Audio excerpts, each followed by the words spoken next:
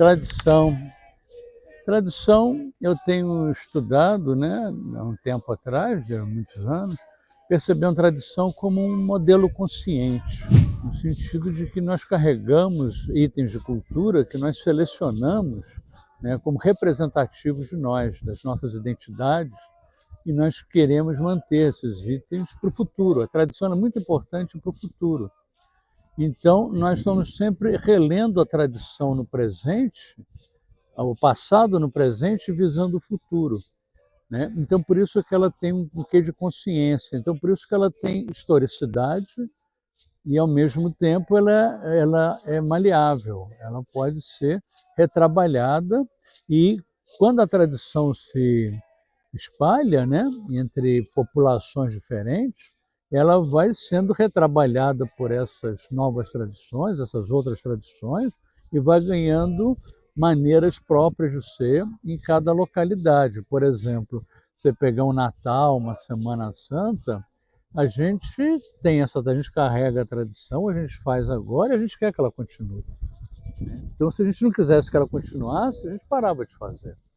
Então, um exemplo é quando você vê um movimento, uma tradição indígena que às vezes está sendo exposta assim como os velhos pescavam antigamente. Isso está no livro didático, isso está no livro, isso está no museu, museu indígena, com a canoa e tal, mas ninguém faz mais aquilo. Então, é uma tradição que ela não foi carregada para frente. Ela teve o tempo dela. Então, a tradição ela nasce, ela surge, e as pessoas querem conduzir aquilo. A tradição você carrega, você conduz, é uma condução, um fio. Mas esse fio ele não é imutável. Ele, conforme as gerações vão passando, ele vai se renovando, né? Isso é um trabalho consciente de ajustar as condições presentes àquilo que se carrega. Saberes tradicionais carregados tradicionalmente, né, por serem tradicionais pela oralidade, independem da institucionalização. As pessoas levam, por exemplo, saberes, conhecimentos da ordem do religioso, do sagrado, do místico, do divino, independente de igreja, por exemplo. Você não precisa ter uma igreja, uma instituição para fazer religião. Então, por exemplo, numa tradição de algumas plantas, né, que se usam em rituais, aquilo se modifica, os grupos domésticos fazem aquela tradição, passa, né, o conhecimento oralmente, as pessoas vão fazendo, vão ajustando como uma tradição, renovando, independente de ter a bênção institucional. Olha, essa é uma boa pergunta. Sim, carrega. Mas não é antropologia contemporânea, são várias formas de fazer antropologia, são várias maneiras de fazer. Então, por exemplo, dentro da antropologia indígena ou dos povos tradicionais, eles têm laboratórios, pensadores com seus grupos de pesquisa que pensam de maneiras diversas. E tem dentro de um mesmo grupo de pesquisa, você tem estudantes de pós-graduação que vão a campo e eles têm o seu jeito de fazer. Tem gente que é mais, né, quer dizer mais como as coisas são, carregam isso na pessoa, no indivíduo que está pesquisando, e outra pessoa que está no mesmo grupo de pesquisa, ele é bem mais descolonizador, né? E, enfim, e dialoga, né, nisso que a gente chama de intercientificidade. Os professores indígenas, o conhecimento indígena, ele é fundamental para a gestão do seu próprio território, da sua gente. Até para falar com quem está fora do território indígena, como quem tem a gestão do território é quem vive no território. Então, é uma forma de você ouvir como se quer gerir esse território e não de empoderar, nesse sentido, a palavra um pouco antiga, ou seja, dar permissão à universidade, no caso, para que essas pessoas sejam os protagonistas daquilo que elas querem para o seu território. E a ciência aí é uma ciência que ela dialoga com um conhecimento acadêmico, mas que parte muito do conhecimento local. E esse conhecimento é fundamental para educar para a gestão do seu próprio território, com toda a tecnologia que vem de fora.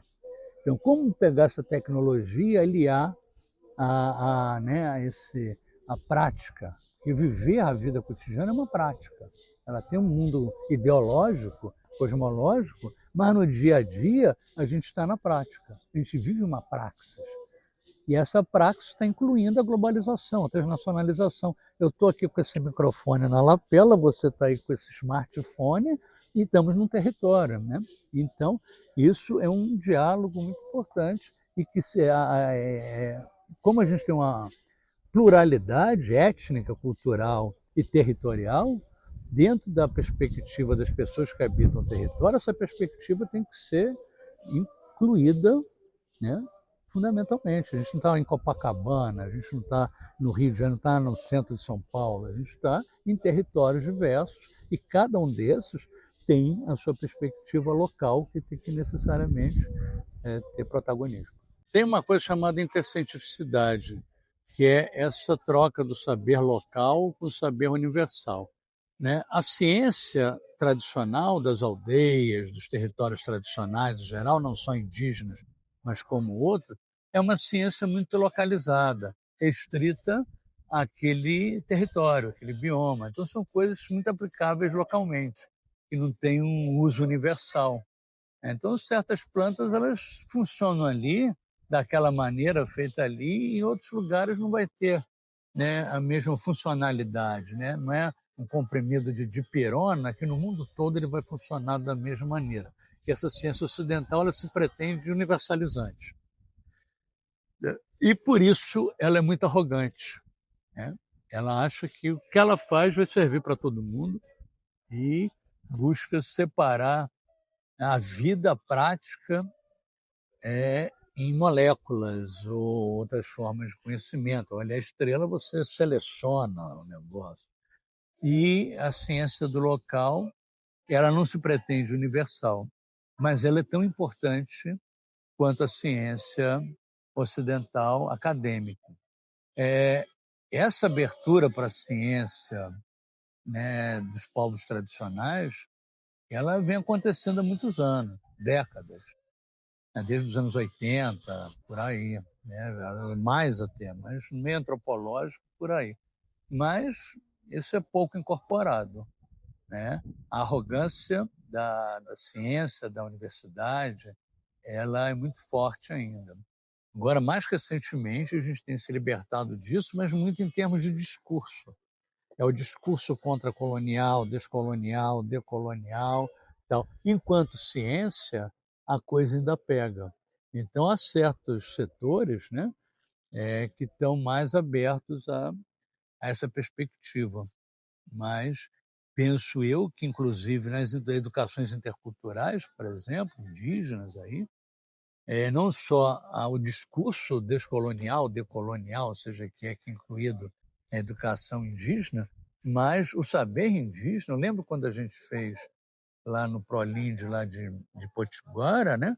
A etnomatemática, né? Como é que o cara pesa aquilo que ele pega no mangue? Como é que são outras maneiras de separar e de viver as coisas. Então, é uma matemática específica da cabeça do cara, né? A maneira de lidar com aquela coisa específica. Você vai, né? O cara tem um negócio de meteorologia, tem aquele satélite, olha a sofisticação, bilhões de dólares para botar aquilo, aí chega aquela pessoa na televisão, vai chover não sei o que, aquele céu azul, lá um mês, todo dia vai aquela criatura e fala que vai chover, eu não estou vendo uma nuvem no céu desse satélite, e não vai, um belo dia o cara vê, arranca o achá e fala, vai chover, tá como é que é?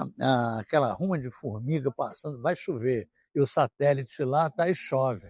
Então, a comunicação da natureza, né?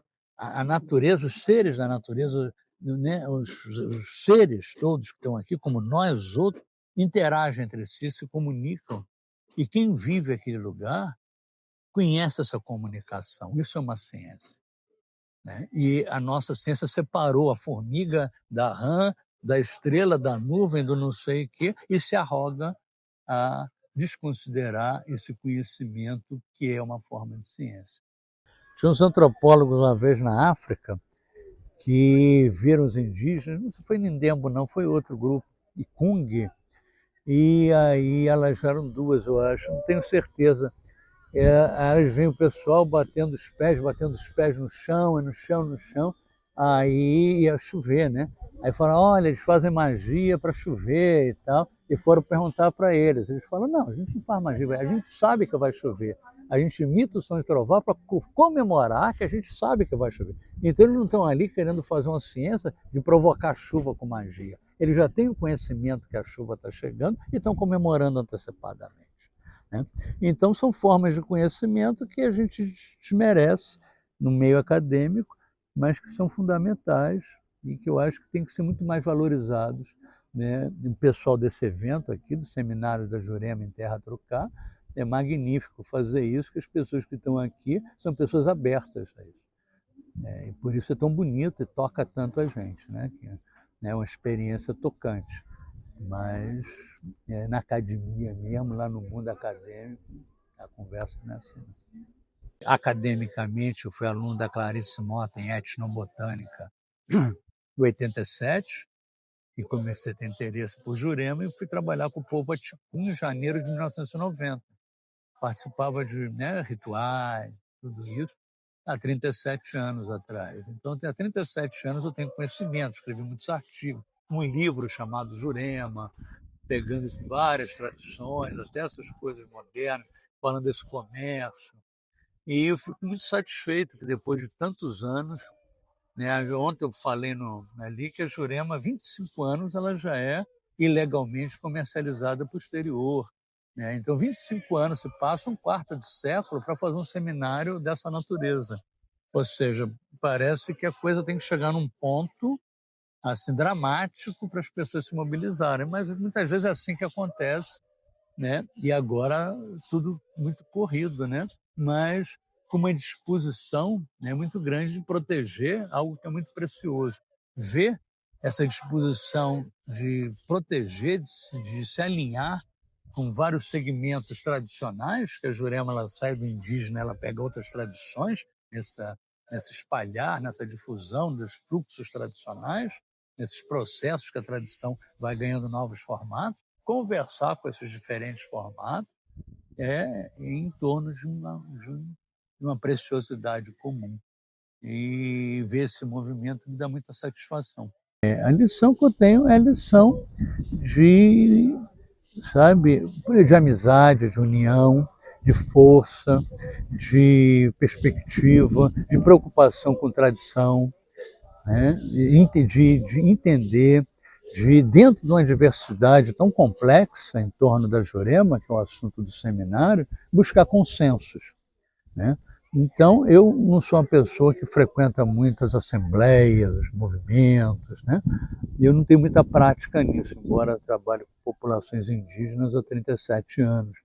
Mas o que eu vejo é uma boa vontade muito forte de alinhar formas de conhecimento distintas. E, e eu levo comigo uma gratidão grande pelo que eu aprendo, sabe? Eu não tenho nem o que falar assim direito agora. Tem coisas que a gente demora um pouco para processar, porque o que eu levei no encontro passado e o que eu estou levando desse encontro já é diferente um pouco. Cada experiência é uma experiência, cada evento é um evento. Cada entrevista que você me fizer vai ser diferente de outra entrevista. E... Mas é algo que toca muito, né? Toca em termos de amizade, de acolhimento, de vontade de conversar, de dialogar,